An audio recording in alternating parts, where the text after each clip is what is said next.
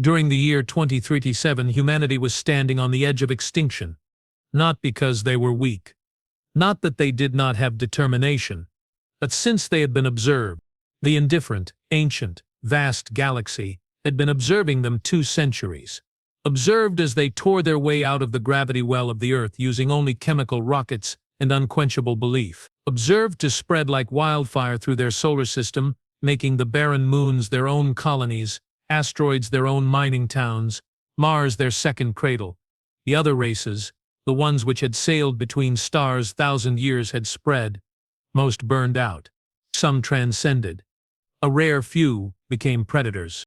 That was not the case with humanity. They referred themselves as weak. They were aware that their biology was a cosmic joke: thin skin, bones that can be broken, a range of survivable temperatures, air, water. Certain pressures were required so that they could live. However, what that weakness would create is what the galaxy had not expected: death worlders. Earth wasn't just any planet.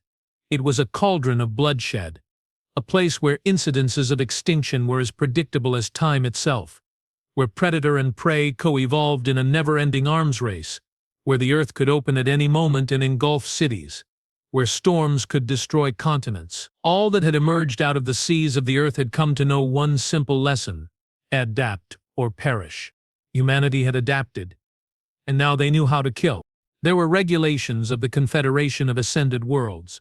17,000 years of regulations, erected on the spine of dead civilizations, to maintain the peace, to avoid another rendering, the old war which had torn to rags 3 spiral arms and reduced entire sectors to mere apparitions of ghost radiation and legends. The 7th 43 rule was easy to understand: no species will travel faster than light before it has reached philosophical maturity. Humanity broke that rule in 2080. They didn't transcend. They did not find some pretty mathematical demonstration that twisted space like an origami. They brute forced it. They endowed a piece of exotic material the mass of a small moon, destabilized it in a controlled explosion, and stabbed a hole in the reality. The Prometheus, the first FTL of mankind, had appeared 17 light-years off the Earth around a pale red star that had never been marked on a Confederation survey. The 43 doing the crew work consisted of the soldiers, scientists, and 1 civilian reporter, who had the desire to record the first real steps of humankind into the larger universe. What they discovered was a cemetery.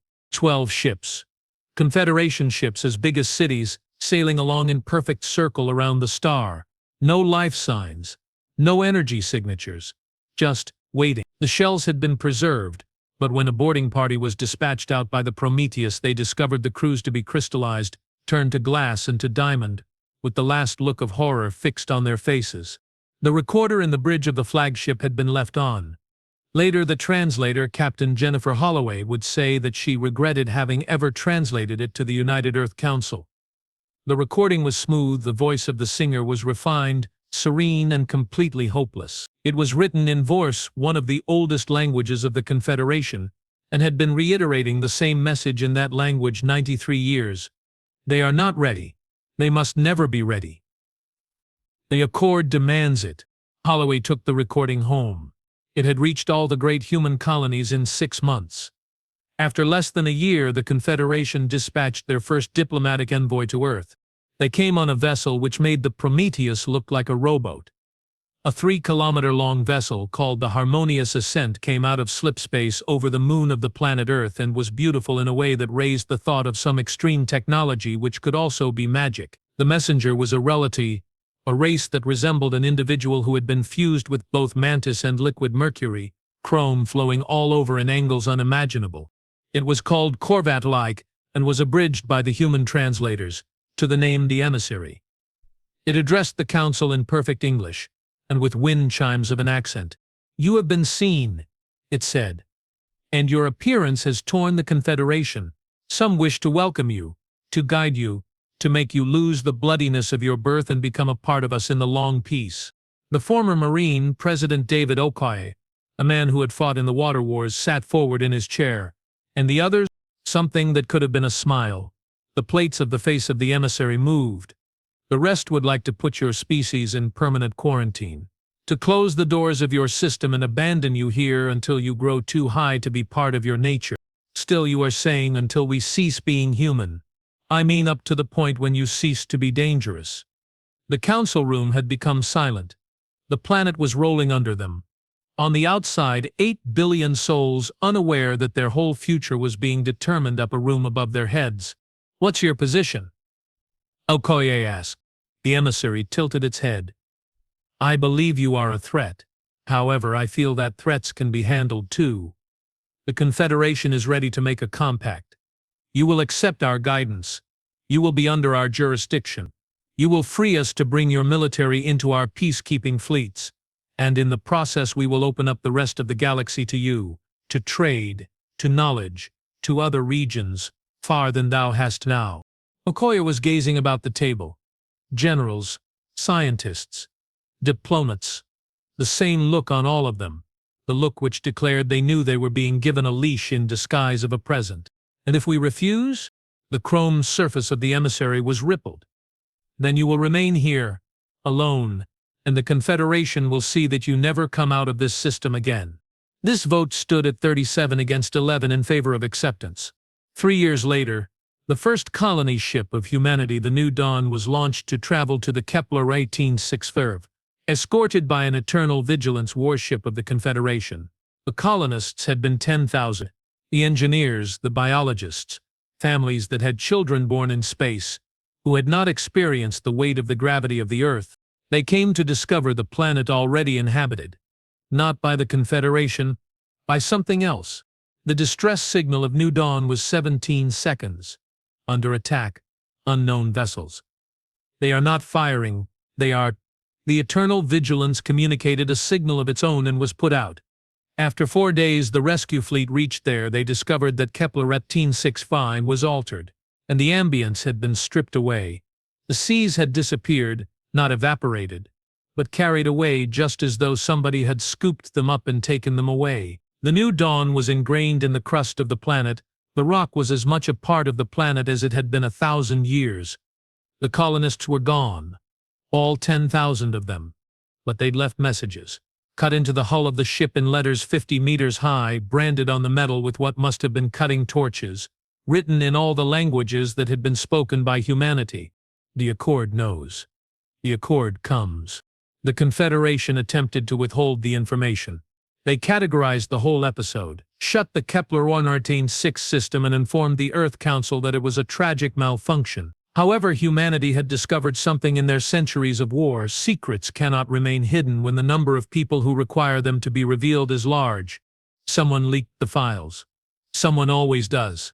In weeks, all the human colonies, all the stations, all the ships were aware of the truth. The Confederation had lied. The thing that killed New Dawn did not happen by chance. It was allied to that cemetery the Prometheus had discovered. It was related to the message. They should never be prepared. Admiral Rebecca Cortez, the commander of the 4th Fleet of Earth, summoned an emergency conference with all the leaders of all human military forces in the system. They had been introduced on Retribution, the largest warship, a human vessel in the fleet, a monster of nuclear pulse propulsion and railgun batteries, which mankind had created to protect against Confederation oversight in general. "We are chess played," said Cortez, and stood at the end of a table on which were placed the holograms of the officers of 3 planets. The Confederation did not propose a partnership to us. They offered us a cage, and something out there does not even desire to go in the cage. It wants us erased.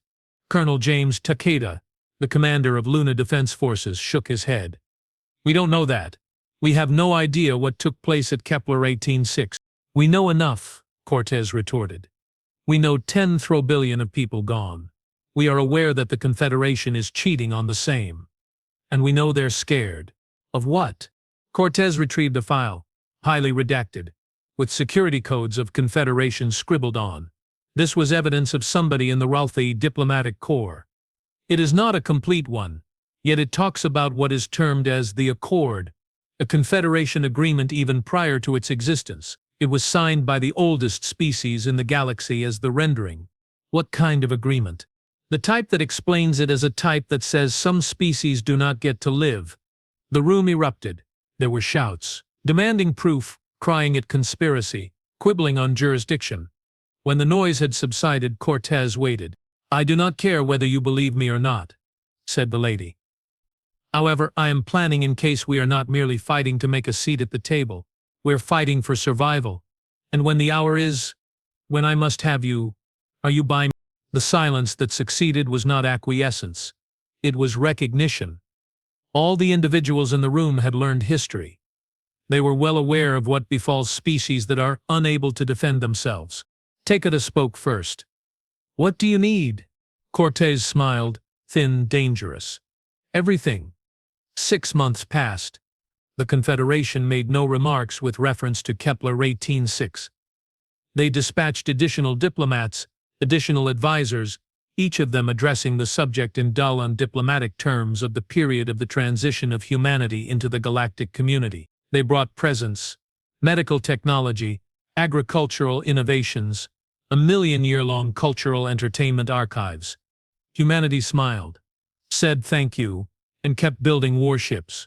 Humanity had discovered something because deep in the black, where the Confederation knew nothing, humanity had discovered something. The Wanderer was a deep space reconnaissance ship that was scanning a brown dwarf system that had never been studied before, and their sensors detected an anomaly. Not a ship, not a planet. Something else, a structure. It was suspended in air like a sculpture of the lightning, which was frozen, angular, wrong, existing in dimensions which caused the human eye to water to see directly at it. Later the crew would tell that it was like standing next to a sleeping god when they were close to it. The ship was analyzed by Dr. Amara Osei, the chief physicist on the ship, during 3 weeks. She determined it was old, more ancient than the Confederation, elderly than any tribe that mankind had known. And it was active. It presented her with something when she got around to understanding how to interface with it, on principles that contravened half of known physics. A map. Not of space, of time, branches, such as a tree of possibilities, of how the galaxy might be. The greater part of the branches terminated in darkness. Only one, however, displayed otherwise, a possibility of a life where humans were alive, in places where they were not locked up, where they went the stars through, as they had always dreamed. Yet something must be broken before one could get to that branch. The Confederation. Osei submitted her discoveries to the Admiral Cortez. Encrypted, quantum-locked. Delivered via drone courier, which exploded itself. The report was read 3 times by Cortez. Then she made the call which would set about a war. "All fleets," she transmitted. "This is Cortez. At this point, the humanity backs out of the Confederation compact. Their supervision will no longer be tolerated.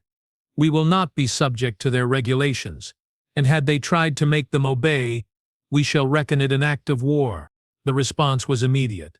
The 300 ships of the Confederation fleet started their weapons systems, and mankind had rediscovered what the universe had forgotten.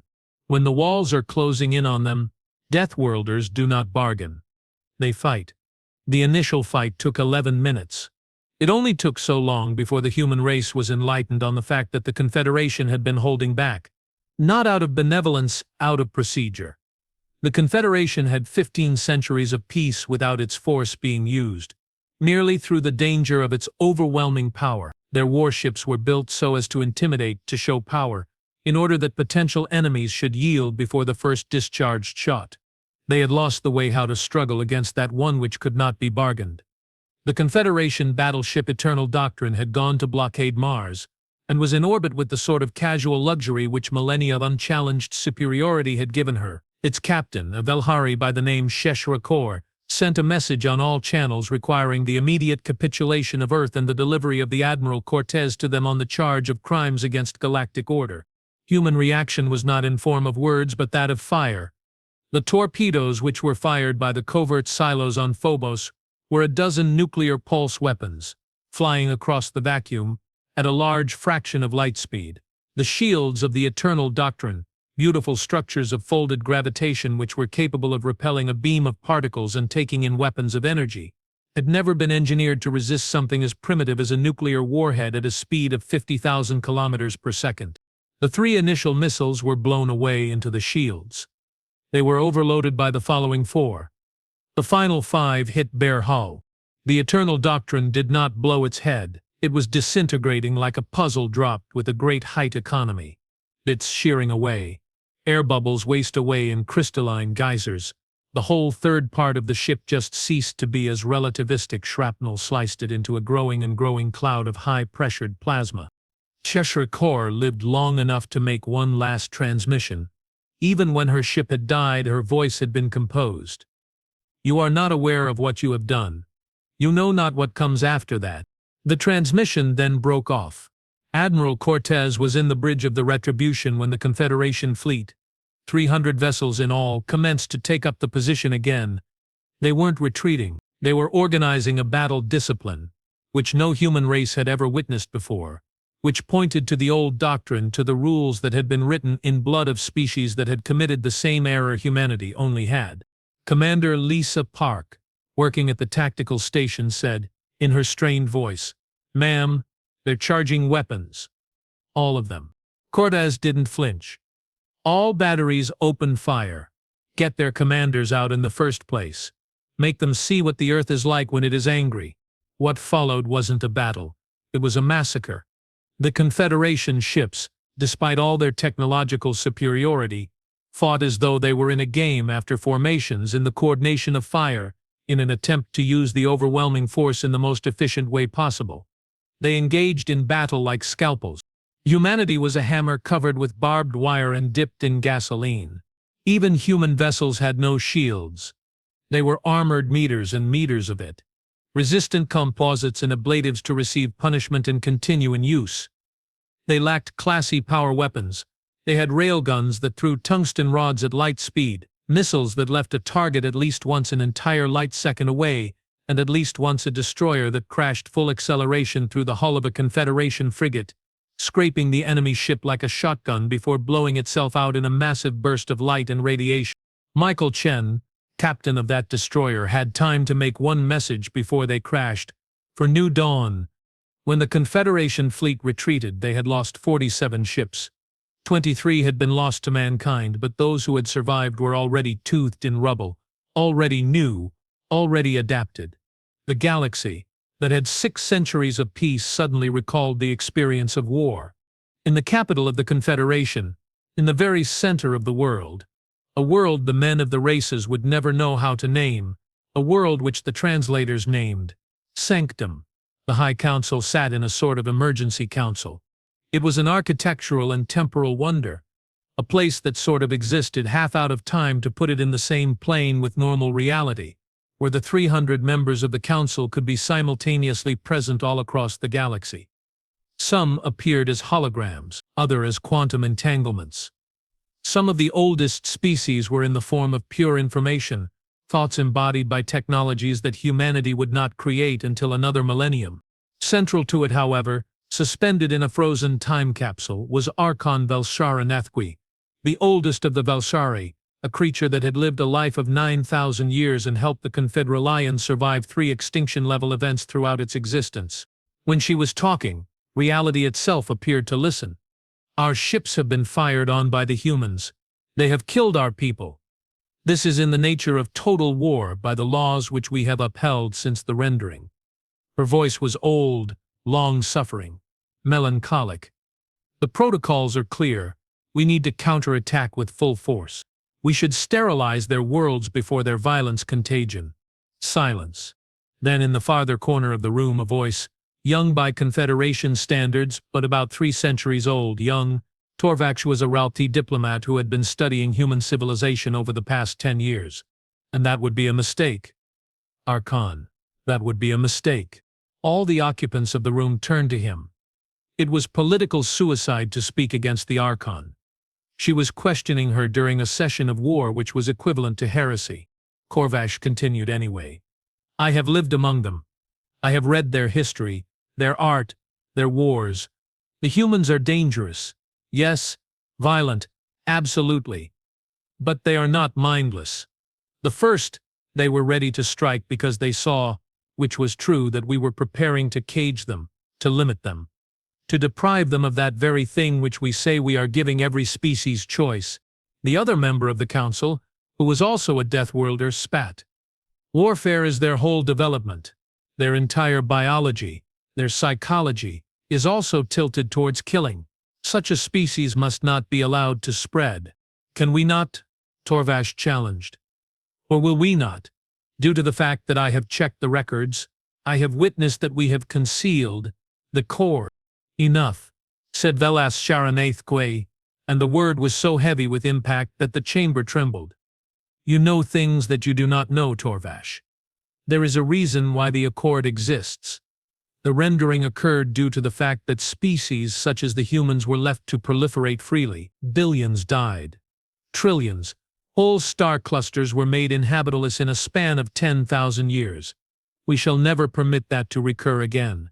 Then we will make them right, said Torvash to himself. We become the thing they fear. It makes us the destroyers of the species, as it is its punishment to be what evolution produced it. The Archon's form flickered. She looked fatigued momentarily. A moment. You are dismissed, Torvash. And that you are so lucky that I did not forget being young and idealistic once. The other member of this council would put you to the stake as a seducer. Korvax kowtowed and disappeared out of the room.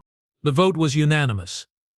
The Confederation would bring into arms the Grand Armada, a fleet never fought in 6 centuries, 10,000 warships with the best of the warriors of 100 races. They would leap to Sol System, and they would abolish the human problem forever. Estimated time of deployment, 6 standard months. Back on the planet, in a bunker way down the Rocky Mountains, the leadership of the human race was confronted with an ugly fact. They were not going to win. Not in a straight fight. Not in battle with 10,000 vessels. Not with an opponent who has technology centuries further developed than their own and resources half the galaxy long. A table with holograms of all the key military commanders, all the colonial governors, all scientists who could possibly have the answer that the human race desperately required was topped by Admiral Cortez. 6 months, she said. That's all we have. 6 months before the biggest fleet ever built in the galaxy comes to sweep us away. Then we should be quite categorical as to where we are. We cannot compete with them numerically. We do not keep up with them technologically, nor can we flee. They will hound us to time immemorial. So what can we do? Dr. Amara Osie came forward. She resembled one who had not slept in weeks.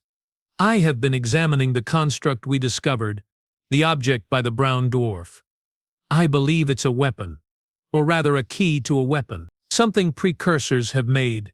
These are the people who lived before the Confederation, before the rendering. How powerful? President Okoye asked. Osie shook his hands a bit. It is speculated in the readings to be able to rewrite physical constants in a localized region of space-time. Basically, it may alter the physics laws in a specific field. The room went silent. That's Colonel Takeda sought words. That's not a weapon. That's a god. Yes, Osie said simply. The precursors evidently felt the necessity to be in a position to play God. Whether or not we are desperate enough to do the same is the question. How do we activate it? Cortez asked.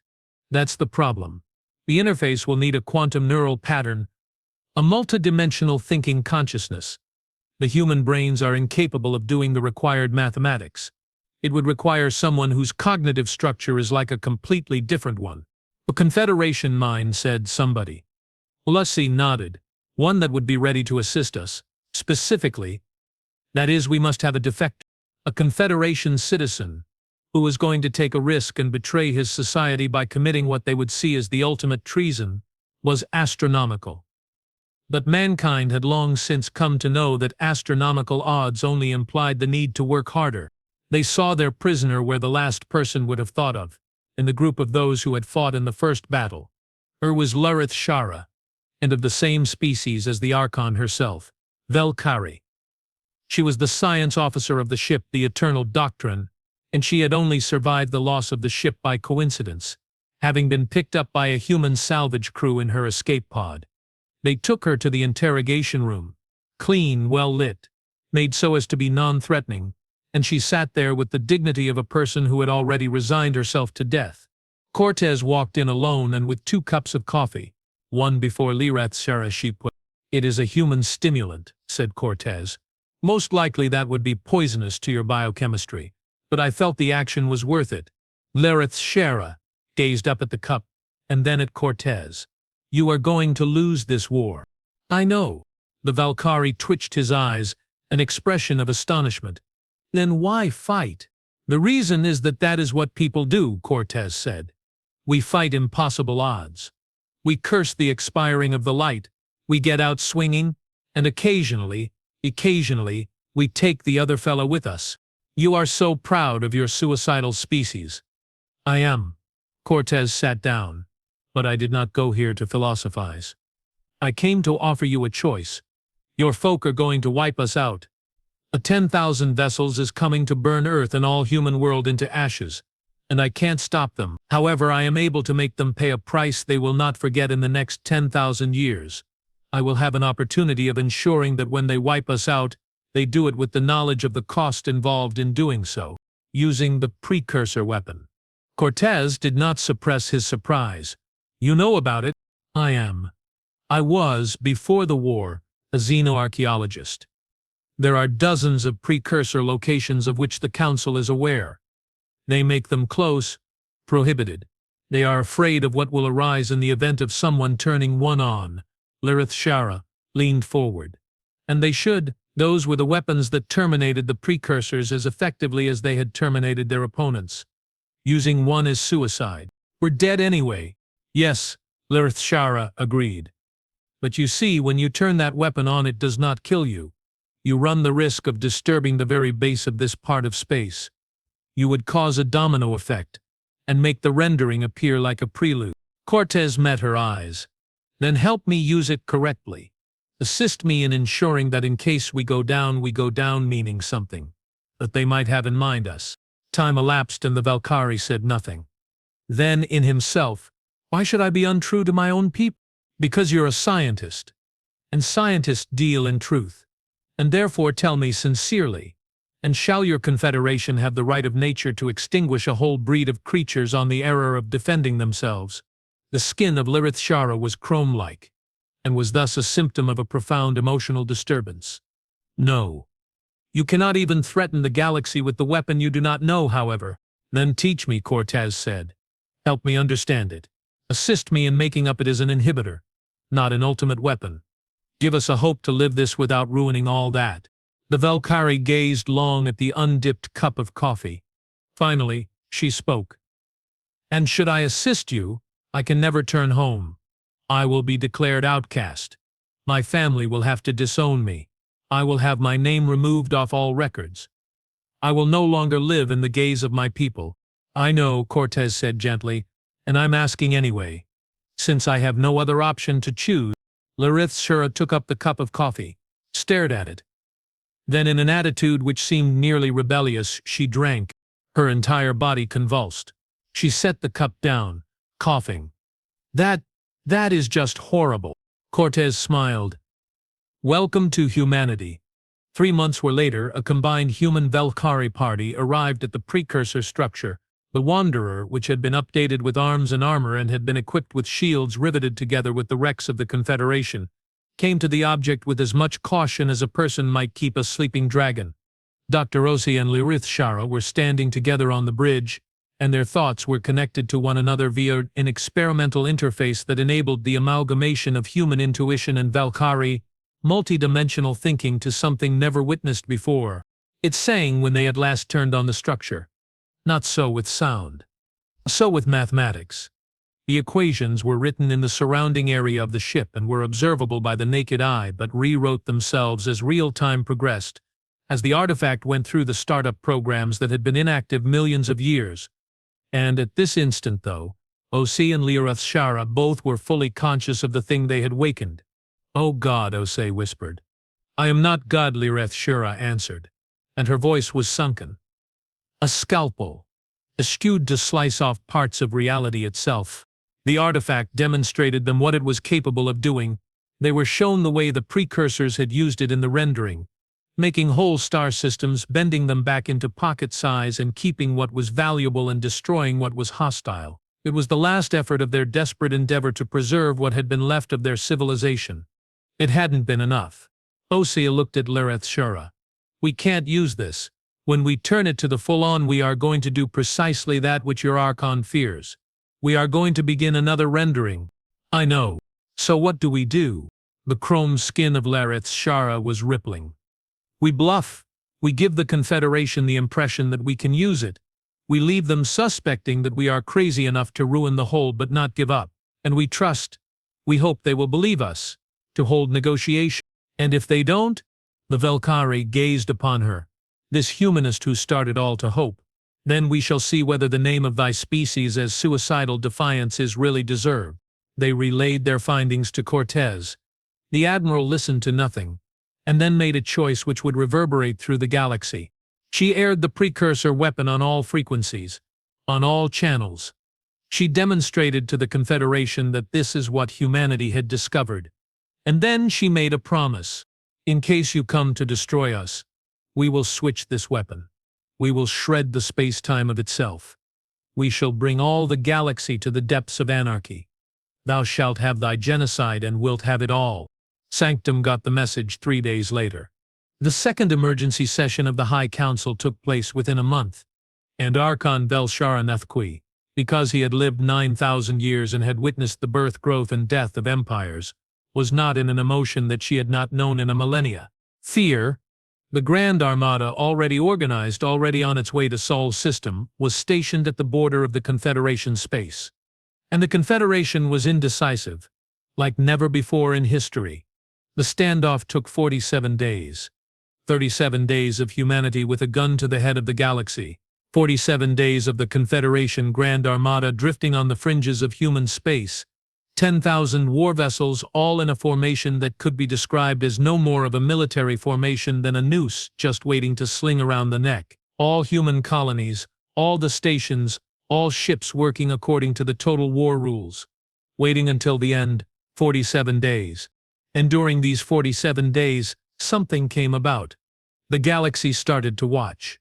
The Confederation had held its own with a delicate sense of beneficence and crushing power, making itself appear to be the protector of the galactic peace. But today, when the disobedience of humanity was proclaimed at all channels, other species, younger ones, the species that were not in the Confederation of their own initiative, but by necessity, started to raise questions. What was the reason why the humans were threatened to be exterminated? What exactly had they done but protect themselves? And what would keep the Confederation, should they thus treat humanity, prevent them? Then, in doing the same to whoever should have crossed the path. In his separate room, cut off by the rest of the council, Archon Velshara received 3 visitors in a private council. They were the keepers of the accord, they said. They remembered the real history. They knew what the rendering had really cost. The former was Drethananavakos, a creature of pure crystallized thought of a species so ancient that no longer had a name. It had been alive when it was rendered. It had fought in the rendering. The latter was that of Corvin Sale, a warrior philosopher of the Kreth Dominion, a race of tall, 6-limbed hunters who had been military mainspring of the Confederation during 3,000 years. The third was a human. Dr. Amara Osei had been brought to Sanctum under quantum encryption, her physical form in stasis, with her mind projected across light years using technology that humanity could not even imagine. She was in a room with 3 of the strongest creatures in the galaxy, and she was scared, but she didn't let it show. You wish to meet with him who discovered your weapon, she told you. Here I am, thinking on the part of Drathnavakos, took the shape of visible patterns in the air. You misunderstand. It is not our weapon. We closed it up, as we knew what it was, the end of everything. Then what was the rationale of keeping it intact? Osei challenged. Why not destroy it? The crystalline entity reacted because one cannot always destroy. The precursors made their weapons in such a way that they were able to endure the final reality itself. We would not be able to annihilate it, then we would annihilate a star by wishing it dead. The voice of Archon Velshara was weary centuries old. Dr. Osei, you have to know the context of the Accord. Prior to the Confederation, there was chaos in the galaxy, thousands of species, with their own technology that can destroy the planet, and all of them fighting over the resources, over the land and over existence. The rendering wasn't a war, it was a gun-induced extinction event that reenacted physics laws. She waved and images crowded in the air between the two of us. Stars going dark. Worlds turning inside out. Even the space splintering along. 3 spiral arms. The Archon was saying. Gone. Not destroyed, erased. Millions of years of star development. Millions of lives, even civilizations, which are never to be known because they have been brought out of causality. The precursors made a bid to halt it. They constructed weapons, such as that you found, and attempted to apply them to the point. However, life is not like that. Whenever they turned on one, the damage was increased. They were too late when they knew they had been wrong. The next speaker was Corvan Shell the warrior. His voice was deep, resonant. The accord was made by the survivors of Ishan, and never should we ever again be permitted to encourage a species to become armed with weapons that might endanger the very fabric of life. We would never again allow unlimited growth. We would create a confederation founded on order, founded on watchfulness, on prudent administration of power. On control, Osei said quietly. Yes, Korvaxil agreed. On control. Since the other one is destruction. Osei glanced at them, each in his turn. So you caged the galaxy. You concluded that it was easy to achieve peace at the expense of freedom. Even the disappearance of the species that did not match your definition of the safe one. Vel Sharaneth Kui said. We made the decision that made the civilization survive. Oh, you made the decision that enabled your civilization to live, Osei countered. And now you are scared because humanity discovered one of your buried secrets and we are not playing on your rules. The thought patterns of Drethnavakos flicked. You talk of rules as though they were arbitrary. They are not. They are the lessons on blood of the dead. Brutal force enabled your species to find out how to travel faster than light. You fight war with such ferocity as we have never seen in a millennium. You have discovered a precursor weapon and the first thing you thought of was to arm it. All the projections, all the analyses point to the fact that a spreading of humanity will lead to another rendering. Then you are mistaken in your projections. Osei said. Silence. I have learned the rendering, said she. I have seen your records, the ones that Lirith Shara got me to see, and I discovered something new. The species that began it, the ones who fired the reality-warping weapons at all, they were not Deathworlders. They were the opposite. They were species which grew up in peaceful conditions. Species that had never learned to restrain themselves. Species that never had to restrain themselves. They created wisdomless technology, strengthless power. They were children who were playing with the basic forces of the universe. She leaned forward. Humanity is violent. Yes, we lived on a planet that had attempted to kill us on a daily basis. But that violence had a lesson with it you've forgotten. Consequence. All humans understand intuitively the existence of costs of actions, that power must be tempered, that there are boundaries that one does not cross because once having crossed that boundary you cannot go back.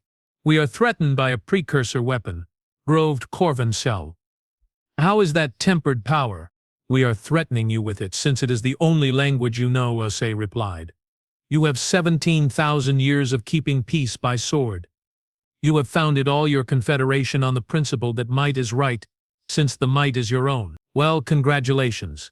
You have at last come across a species which has been taught the same lesson then. Velshara Nethqui, her primeval figure apparently inhabiting the room. So what do you propose, Dr. Osei? We give humanity possession of the weapon? We authorize you to keep the whole galaxy as ransom to make you stay alive? That is not peace. That is madness. No, Osei said. What I am suggesting is that we should all step aside and realize that the accord is broken. It was constructed on traumas and fear, and it has created a galaxy where new species have no options but to submit to extinction. That's not sustainable. That's not right, and deep down you know it. The three keepers glimpsed at each other, or such as it was in their kind. Finally, Drethnavakos spoke. What would you have us do? Negotiate, Osei said simply. Sit down with us. Hear what we want, what we desire. Let us listen to you. There must be a middle ground that does not involve dismantling each other by both parties. Since I swear you, should you push this to military extremes, no one gains. Either we are killed and we carry the galaxy with us, or somehow we survive and the next 10,000 years is spent carving out a war which will make the rendering seem like a border feud. You want us to trust to the most dangerous race we have ever met in millennia, said Corvan Shell. Yes, Ozzy agreed. And we are asking you to tell us why you are worth taking the risk again. The talks were carried out on Luna, in the very crater where Neil Armstrong had made the first steps of humanity away off their native planet 6 centuries before. Even the place was symbolic, where there was a level ground upon which both parties could meet eye to eye. A delegation of 50 was sent by the Confederation.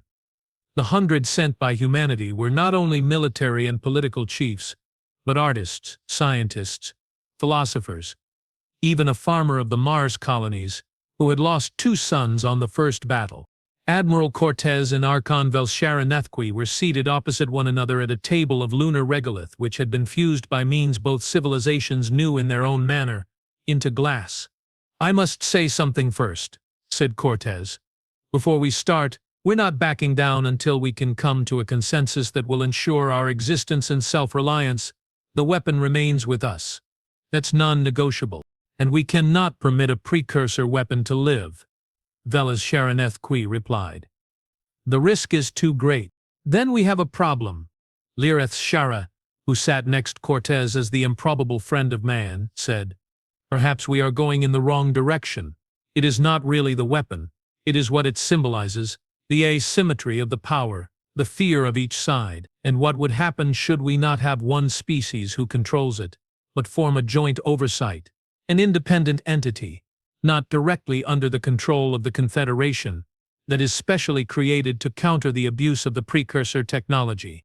You are talking about providing human beings with direct Confederation security measures. Corvan Shell, who was present by hologram, was indignant. I do mean a system in which neither any individual species, nor even the current members of the Confederation shall, of his own initiative, possess the monopoly of arms which will terminate civilizations. Lirther Sara answered, A check on power. Is not that what the Accord was to avoid, the monopoly of destructive power in too many hands? Torvesh, the little Ralathi that had opposed the war, gave his voice. The Archon has led us 9,000 years. However, even she will agree the galaxy has changed. The new problems are different. Humanity, a species like that which grows at a rate predicted by our models, which thinks in different ways than we would, we may not be capable of solving our old problems. A long time passed without the Archon saying a word. Her voice when she spoke had something in it that had hitherto not been there. Not submission, but acquiescence. Perhaps you are right. Maybe we have become too preoccupied with not repeating the last war, so we did not prepare the next one. She stared at Cortez. But knowest thou that which thou fain would needs, that the Confederation must be reorganized on a basis, to confess that our 17,000-year-old compact can be faulty. That is not going to occur in a single day. Night, Cortez. We have no more night, he said, and still your armada's knocking at our door. My tribesmen remain at war. Each day that this lasts is another day. The closer that someone on either side will make a wrong that will lead to a disaster that neither of us desires to happen. Then we must have an action, Velsharanethqui said. Something that is evidence of good faith. You have inspected, we withdraw our fleet. What will you offer in return? Cortez looked at Dr. Osier, at Lirith Sira, at the other human delegates. Then she took a move which would mark her legacy. We'll shut down the weapon. Temporarily, sufficient time to compromise on a lasting solution. But in consideration of it, she made a gesture of protest as the delegation of the Confederation protested. You leave the Grand Armada, all of it, back to Confederation space, and you have ratified the right of mankind to form an independent species, not a protectorate. That is no concession at all, said the Archon. It is also the only route that would not lead to mutual destruction, and Cortez responded, So what's it going to be? Is it a new book to the galaxy, or do we make the same errors that have brought about the rendering? The voting of the delegation of the Confederation was not unanimous, but it was enough. 3 days afterward, the Grand Armada retired, and at the precursor structure, Dr. Osi, with Lureth Shera and a group of the Confederation scientists who had offered to volunteer on the operation, set in motion a controlled shutdown program. The artifact's song faded. Even the equations which had been floating in space as observable dreams were broken up again in the quantum foam. And nothing, even, was said on either side, for the first time in many months, without a sigh of relief that it was not a sigh of destruction. But when the weapon shut down, something went wrong. There was a message in the structure, not even in a language of which the Confederation had a record, not even any form humanity could at once decompose. They had to give it 17 hours analysis before they knew what it meant. Archive function initiated. Maintaining existing timeline setup. Caution. Alternative branches identified. In progress probability cascade. Dr. Osier experienced her blood freezing. It's not just a weapon. It's a fail-safe. The precursors did not simply construct it to wage war against the rendering. They built it to survive it so as to save some timelines even when other timelines failed. What does that mean? The comms were acclaimed by Cortez. It means the hands of Osier moved across the controls, dragging up the data streams. It means the rendering may not be conclusive. It could still be in progress, gradually at a variety of levels of reality, and this weapon was meant to set consistent timelines against the collapse. The chrome skin of Lureth Shera became as still as possible. The horror of a Velkari face. If we shut it down completely, Ose continued, we may put the only thing that holds this part of the space together out of place. They returned the weapon to online status in an instant, but the damage was done. The shuts down sequence, with its very short duration, had caused a shudder along dimensional lines, and there somewhere, in the blackness between the stars, something was seen. The abnormality was manifested 3 weeks later. Not in Confederation space, not near Earth, but on the fringe of the Kepler-18-6 system, the very system upon which the New Dawn had disappeared, where now 10,000 colonists had been wiped out. It started as a distortion, the space folding itself, forming geometrical forms, which are painful to gaze on at all. Then the shapes started shifting, spreading like cracks on a windshield, to the stars near. The first Confederation scout ship sent back 7 seconds of data before it died when she went to investigate. It was 7 seconds, and they saw ships, dozens of them, hundreds, maybe thousands. They did not correspond to some established arrangement. They were in 2 or more dimensions at the same time, their hulls changing state of matter as though they could not make up their minds which reality they were in. And they were heading towards inhabited space. At Luna, during the press conference referred to as the emergency session that started the second the data arrived at the commanders, both Confederation and human leaders gazed at the same tactical display. Admiral Cortez spoke first. What are we looking at? No, they are not, she is told by Dr. Essie, as her fingers fly across holographic controls, and putting out the gun. At least in the meantime, it must have undermined whatever was holding them in. We had not discovered a precursor weapon. We found a lock, and we opened it. How do we close it? Cortez demanded. Well, we cannot, Lureth Shera said in a flat voice. The weapon was made to put boundaries, not to mend them. On initiation of a dimensional violation, it will either collapse under its own weight or grow over, consuming everything within its reach. His hologram, flickering with barely restrained anger, rumbled Corvent Xiao. To that we are doomed by the humans all. This is the reason as to why the Accord was there. This is the reason why we have attempted to hold thee in check. Spare me the reproaches, Cortez replied. How long do we have? The thought patterns of Dreth Navakos were words in the mind of all. It will in 6 months reach the breach the Confederation core worlds at the present rate of expansion, Earth in 4. In 2 years, all the systems inhabited in this spiral arm will be consumed. The room erupted. Accusations flew. The precarious peace, which had so long been the object of weeks of struggle, was in a second broken. And so until Dr. O.C. rose and called out, "Enough," the room fell silent. "Time to talk. We do not have," she said, and her voice was shaking with fatigue and perseverance. "Yes, we activated the weapon. Yes, it caused this, but sitting here contending whose fault it is will not save anybody. What we need is a solution. There is none, no solution. Corvaxidal said. The precursors attempted to battle the rendering and they failed. Why do you believe that we can succeed? Cortez stood between Osi and said, because we are not the precursors. They fought alone, every species separately struggling to survive. But we do have one thing they did not. We have one another. Confederation technology. Human stubbornness, and a weapon created to exercise a specific influence on the same dimensional barriers which are collapsing. You are suggesting we repeat with the weapon, is it? Belsharaneth Kui asked. In the aftermath of what happened last time. I am suggesting that we use it in the right way, Osei said. The precursors would attack with these weapons to defend to cut safe havens. But what if we used it to heal? What of the possibility of using it to strengthen the boundaries of the dimensions rather than establishing new ones? Theoretically, I suppose, said Leroth Sura. But it would demand a degree of accuracy which we never have attained, and it would require strength, and greater strength than any one vessel, than any one fleet could produce. Admiral Cortez grinned, a savage, threatening one. And then we utilize all that we possess.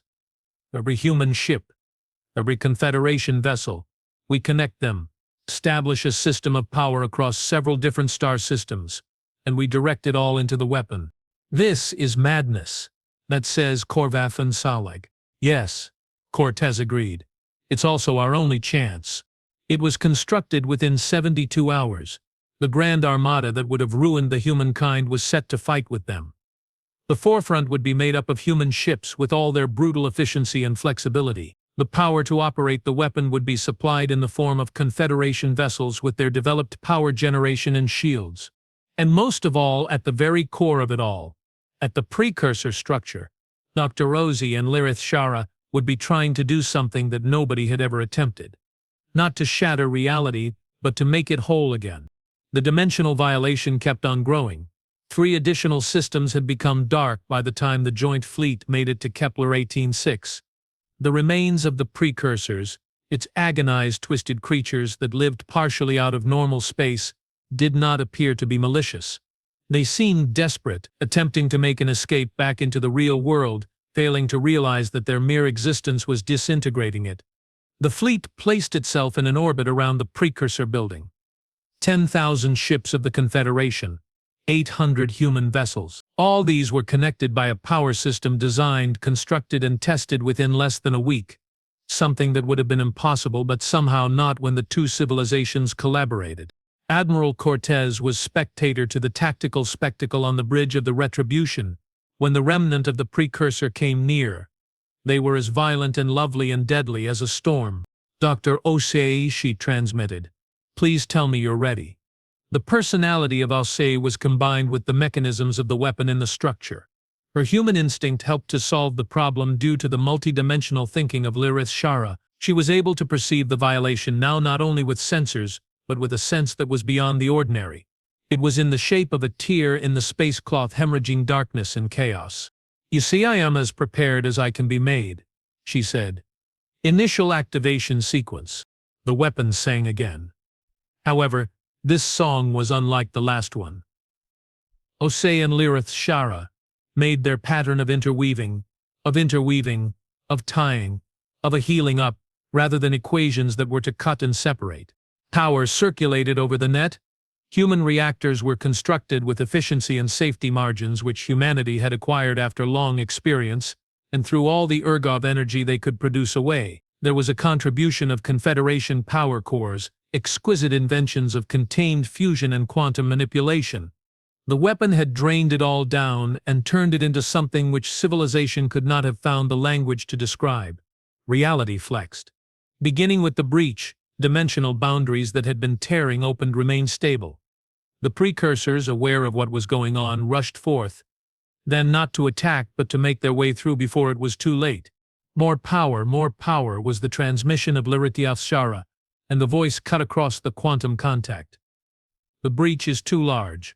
We're not going to make it. On the Retribution, Cortez gazed about on her crew. Commander Park, who had spent time with her since the academy, and the weapons officers, the engineers, the soldiers who had pursued her to war. All ships, she transmitted. Shut off life support on the power system. The weapon takes everything that is not important in the process of maintaining the reactors. Admiral, that will kill us, Park said to himself. I know, Cortez said, but it'll save everyone else. Captains decided similarly all through the fleet, human and Confederation. They'd come here to fight. They would remain and they would construct something new. They would now give all to keep it. The power surge was massive.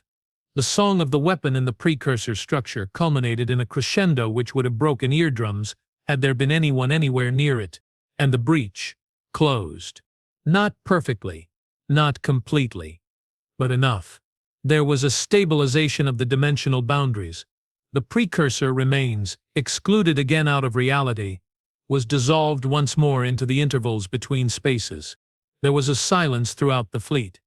Of the 10,800 ships that had ever passed through the network, 4,300 had lived through. The others had handed over all they possessed to enable the repair, their power, their life support, and their crews. One of the survivors was the Retribution. Barely. Her reactor was almost melting down. Her crew was passed out by a lack of oxygen. Her hull was scarred with discharges of energy that was not supposed to pass on through the military-grade systems. But she'd survived, and so had humanity's future. Another council sat 6 months later on Sanctum. High Council of the Confederation. Something different. Something new. The Council of Free Worlds.